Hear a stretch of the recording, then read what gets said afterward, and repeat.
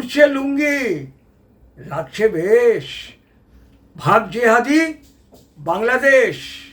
দেখুন দেখুন, এই পার্ক সার্কাসে কলকাতা পুলিশ খোলা হাতে কিরম ব্যাট করছে।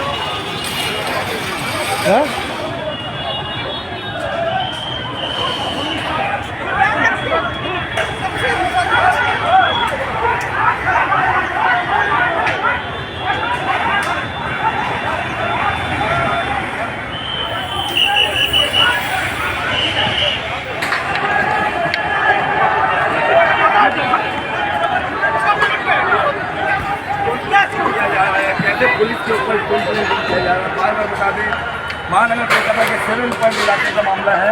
अब देख सकते हैं किस प्रकार। अरे बस चले जाओ ना, चले जाओ ना, चले जाओ।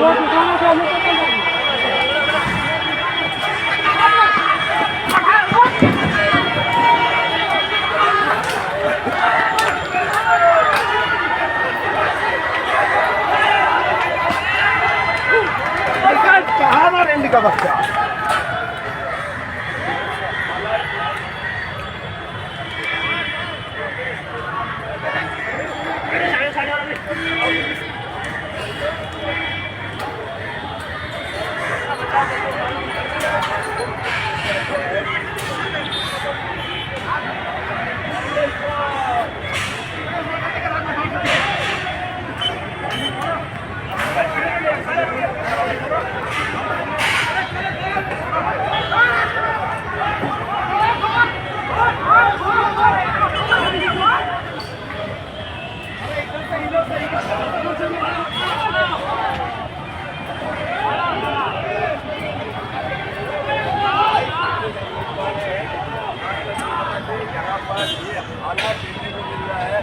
हमारी टीम आपको लाइव फीड दिखा रही है। कलकत्ता पुलिस ने बार बार আগে আমরা কি দেখতাম, আজ থেকে 2-3 মাস আগেও আমরা কি দেখতাম না, উড়ন্ত লুঙ্গির লাঠি এসে পড়ছে পুলিশের গায়ে। আর সেই উড়ন্ত লুঙ্গির লাঠিকে পুলিশ পালাচ্ছে, তা না হলে কোনো দোকানের শাটার খুলে তার ভেতরে লুকোচ্ছে, আর তা না হলে নীরবে মার খাচ্ছে। চোখের সামনে পুলিশ কি দেখছে, তার গাড়ি জ্বলছে, সে শুধু তার একটাই কাজ, হ্যালো দমকল, এখানে পুলিশের গাড়িটা জ্বালানো হয়েছে, আপনারা এসে আগুন দিয়ে নেবান। এ শামশেরগঞ্জ, ধুলিয়ান, মোথাবাড়ি, কোথায় আমরা দেখিনি? সারা পশ্চিমবঙ্গ জুড়ে আমরা গত 15 বছর ধরে এই দেখে আসছি। এটা দেখে দেখে অভ্যেস হয়ে গেছে। কোনো সময় সিএর নামে, কোনো সময় ওয়াকফ বোর্ডের নামে দাউ দাউ করে ট্রেন জ্বলছে, আর সেই ট্রেনের ওপরে পাথর বৃষ্টি হচ্ছে, মানুষ প্রাণ হাতে করে তার থেকে নেমে পালাচ্ছে, আর পুলিশ নীরবে দাঁড়িয়ে দেখছে। এগুলো দেখতাম আর আমাদের শরীর জ্বলে যেত। আমরা কি করতাম? আমরা এর বিরুদ্ধে একমাত্র আমাদের ভিডিওর মাধ্যমে মানুষকে বলবার চেষ্টা করতাম। এই কি বন্ধু, এই কি আমাদের পশ্চিমবঙ্গবাসীর ভবিষ্যৎ? আমাদের পশ্চিমবঙ্গবাসীর কি এই ভবিষ্যৎ? আমরা কি ওই জিহাদি শক্তির গনিমতের মাল হওয়ার জন্য বেঁচে থাকব? তাদের বাড়ির টয়লেট পরিষ্কার করার জন্য আমাদের জীবন থাকবে? এই কি বন্ধু তোমার জীবন? তুমি কি একতাবদ্ধ হতে পারো না? তুমি কি একতাবদ্ধ হয়ে যে তোমার স্বার্থে লড়বে তাকে কি তোমরা ভোট দিতে পারবো না? ওই জিহাদি শক্তি যেরকম তাদের যারা মদত দিত, এই তৃণমূল কংগ্রেস, সিপিএম, কংগ্রেস, এইসব পার্টিগুলো তাদের একচেটিয়া ভোট দিত এবং ভোট দিয়ে তাদের কাছ থেকে লাইসেন্স নিয়ে এই ধরনের নষ্টামিগুলো তারা করত। তাহলে হে বন্ধু, এই হিন্দু, ও এই ওপার থেকে পালিয়ে আসে হিন্দু, তোমরা কেন একত্রিত হতে পারবে না? তোমরা কেন তোমাদের ফেভারে যে দাঁড়াবে তাকে কেন ভোট দিয়ে জিতিয়ে এই অরাজকতা দূর করতে পারবে না? এই বছরের বছর ধরে শুধু আমরা এই বক্তব্য রেখে এসেছি মানুষকে জাগাবার জন্য, হিন্দুদের জাগাবার জন্য, আর তার ফল আমরা পেলাম এই 26-এর নির্বাচনে। আর যে পুলিশ এতদিন ছিল ইঁদুর, সেই পুলিশই হঠাৎ বেড়াল হয়ে মাউ মাউ করে লাফিয়ে পড়ল। এর নামই তো পরিবর্তন, এর নামই হচ্ছে পরিবর্তন, এর নাম হচ্ছে পরিবর্তন। যে হাসি শক্তি ভেবেছিল ওই অশুভ শক্তি চিরকাল পশ্চিমবঙ্গের ক্ষমতায় থেকে যাবে, গুন্ডামি মাস্তানি করে মৃত মানুষের ভোট, ডুপ্লিকেট ভোট, আর যেসব মানুষ চলে গেছে তাদের ভোট, আর গ্রামাঞ্চলে সাধারণ মানুষের কাছ থেকে ভোটার কার্ড কেড়ে নিয়ে ভোট, অথবা অত কষ্ট করার দরকার নেই। ওই ভেতরে ঢুকে যেখানে ভোট হচ্ছে সেই ভোট গ্রহণ কেন্দ্রে ঢুকে ব্যালট বক্স দখল করে ইলেকশন প্রসেস সেইখানে ছাপ টিপ দিয়ে যাওয়া। তারা ভেবেছিল এই কাজই চিরকাল চলে যাবে, আর আমাদের তো এরাই মদত করবে, এই তৃণমূল কংগ্রেসের মতো লোকেরাই তো আমাদের মদত করে যাবে। কাজেই উড়ন্ত লুঙ্গি লাগতো বেশ পুলিশ অসহায়, পুলিশের কিচ্ছু ভালো করে, পুলিশের কি এই জিনিস ভালো লাগতো বলুন? পুলিশের কি ভালো লাগতো? পুলিশের ভালো লাগতো না। জিহাদির লাঠি খেতে কার ভালো লাগে বলুন? কার ভালো লাগে? কিন্তু তার লাঠিটা তার পেছন দিকে থাকতো, সে ভয় পালাতো, তা নাহলে তার চাকরি, তার জানোয়ারের অসুবিধা হয়ে যেত। দেখেছিলেন অনুব্রত মন্দির সেই থানার ওসিকে কি বলেছিল? বাড়ির মেয়েদের রেপ করে দেবো। পুলিশের এখন কি করা উচিত? অনুব্রত মন্ডলকে চাপকে সোজা করে দেওয়া উচিত, যাতে ভবিষ্যতে আর কেউ এই ধরনের মন্তব্য করতে না পারে। এবারে আসল জায়গায় আসি, সেদিনের ঘটনার পেছনে কারণ কি?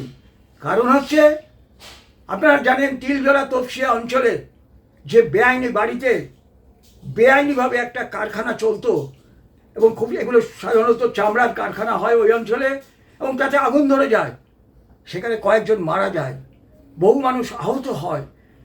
এসব ঘিঞ্জি অঞ্চল যেখানে সম্পূর্ণ বেআইনিভাবে এই বাড়িগুলো তৈরি হয়, উইথ দ্য হেল্প অফ ওখানকার যিনি এমএলএ ছিলেন জাভেদ খান এবং পুলিশ, আমাদের কর্পোরেশন, আমাদের মেয়র, এই পুরো নেক্সাসে সেখানে কোটি কোটি টাকার লেনদেন হয়। তাদেরকে পারমিশন দেওয়া হয়, বা পারমিশন না থাকলেও তারা বাড়ি করে যায়। এই বাড়ির একটা বাড়ি ভাঙার, যে বাড়িতে আগুন ধরেছিল সেটার জল আর ইলেকট্রিক কানেকশন কেটে দেওয়া হয়েছে, এবং সেটার বাড়িটার ভাঙা শুরু হয়েছিল। আপনারা দেখেছেন শতরূপ ঘোষ, সিপিএমের পোস্টার বয়, সে উকিল নিয়ে চলে গেল হই হই করে, কোর্ট থেকে স্টে অর্ডার আনলো, সেখানে গিয়ে উত্তেজক ভাষণ দিল যে গরিব মানুষগুলোর কী হবে। তাহলে এক কাজ করুন, আপনার বাড়ির চারপাশে সমস্ত বেআইনি বিশাল বিশাল বাড়ি তৈরি করে দিন, তারপরে যখন সেই বাড়িগুলোর কোনো কারণে ভাঙার প্রশ্ন আসবে আপনি গিয়ে স্টে অর্ডার আনবেন, কারণ এখানে হাজার হাজার মানুষ বাস করছে।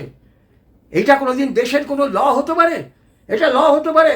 আগে পয়সা দাও, ওখান থেকে কর্পোরেশনকে পয়সা দাও, এমএলএকে পয়সা দাও, দিয়ে বেআইনিভাবে গায়ে গায়ে বাড়ি তৈরি করে ফেলো, তারপরে যদি কিছু ঘটনা ঘটে বা সেটাকে বেআইনি ঘোষণা করা হয় তখন স্টে অর্ডার আনো। গরিব মানুষ বাস করে, তাহলে এই যদি দেশ চলে তাহলে সারা দেশটা তো বেআইনে চলবে, আইনের বাইরে চলবে। এইটা ভাঙতে গেছিল। আর এর সঙ্গে আজানের শব্দ কমানো, যেটা সরকারি নিয়ম অনুযায়ী আজান, যেটা আজান বলে নয়, মন্দিরেও যদি লাউডস্পিকার লাগানো হয় সেখানেও একই ডেসিবেল থাকবে। খুব সম্ভবত এখন সুপ্রিম কোর্ট রায় দিয়েছে 190, তার বেশি ডেসিবেল হবে না। সেইগুলোই পালন করা হচ্ছে, আইনের শাসন প্রতিষ্ঠা করা হচ্ছে। আর সেইটা করতে গিয়ে আজকে কি হলো, বাদশার কাছে তারা যেভাবে করে থাকে, তারা বলে আইন তো আল্লাহর আইন, আল্লাহর যে আইন আছে সেই আইন, শরিয়তের আইন। আবার আইন কি, এই দুটোই তো আইন, আল্লাহর আইন, শরিয়তের আইন। তারা রাস্তায় বেরিয়ে এর বিরুদ্ধে বিক্ষোভ দেখানো শুরু করলো। এই বিক্ষোভ পর্যন্ত চলছিল, তারপরে সেটা চলে গেল ভাঙচুরের দিকে। তখন পুলিশ পাথর ছোড়া শুরু হলো। আপনারা দেখেছেন সিআরপিএফ এর গাড়িতে পাথর ছোড়া হয়েছে, সিআরপিএফ এর ড্রাইভার আহত হয়েছে। এরপরে পুলিশ কি করবে? এতদিন আমরা কি দেখতাম, সেই উড়ন্ত লুঙ্গির লাঠি এসে পুলিশের গায়ে পড়তো, আর পুলিশ কোনো রকমে প্রাণ হাতে বাঁচাতো। পুলিশ হয়ে যেত ইঁদুর আর এরা হয়ে যেত বেড়াল। কিন্তু এর সরকার পাল্টেছে, এখন পশ্চিমবঙ্গ পাল্টাচ্ছে। পশ্চিমবঙ্গ ভারতেরই অংশ হচ্ছে, ভারতের যে আইন সেই আইন হচ্ছে। এখন চলে যাচ্ছে, বাবু চলে গিয়ে সেখানে অশোক স্তম্ভ আসছে। বাবু আর নেই, বাবু টাটা বাই বাই, আপনার দিন শেষ হয়ে গেছে, আপনি অনেক দিন করেছেন, এবারে অশোক স্তম্ভ আসছে। ওই অশোক স্তম্ভ আসার পরে কি হয়েছে, ওই পুলিশের কি অ্যাকশন আপনারা দেখেছেন? চোঁচা দৌড়, সেগুলো আবার ইঁদুর হয়ে চোঁচা দৌড়। এগুলো ইঁদুরই ছিল, এগুলোকে বেড়াল বানিয়েছিল কারা? ওই যাদের ওরা তোষণ করতো, যারা ওদের তোষণ করতো, ওই তৃণমূল কংগ্রেস, ওই সিপিএম, ওই কংগ্রেস এটসেট্রা আরো দলগুলো, যারা ওদেরকে দিনের পর দিন তোষণ করেছে, ইনস্টিগেট করেছে। আরে করো, তোমাদেরই ভোটেই তো পশ্চিমবঙ্গের ভাগ্য নির্ধারণ হয়। হিন্দুরা মালাউনের বাচ্চা কোনোদিন এক হয়ে ভোট দিতে পারবে না। কোনো চিন্তা নেই, এগিয়ে চলো, উড়ন্ত লুঙ্গি, এগিয়ে চলো। আর যত বড় পুলিশকে লাঠি মারো, ভেবেছি এই ন্যারেটিভ চিরকাল চলবে, চলেনি। তার প্রমাণ হচ্ছে ওই পাক সার্কাসের যে ঘটনা। আসানসোলেও আপনারা ঠিক একই জিনিস দেখতে পেয়েছেন, একই জিনিস হয়েছে।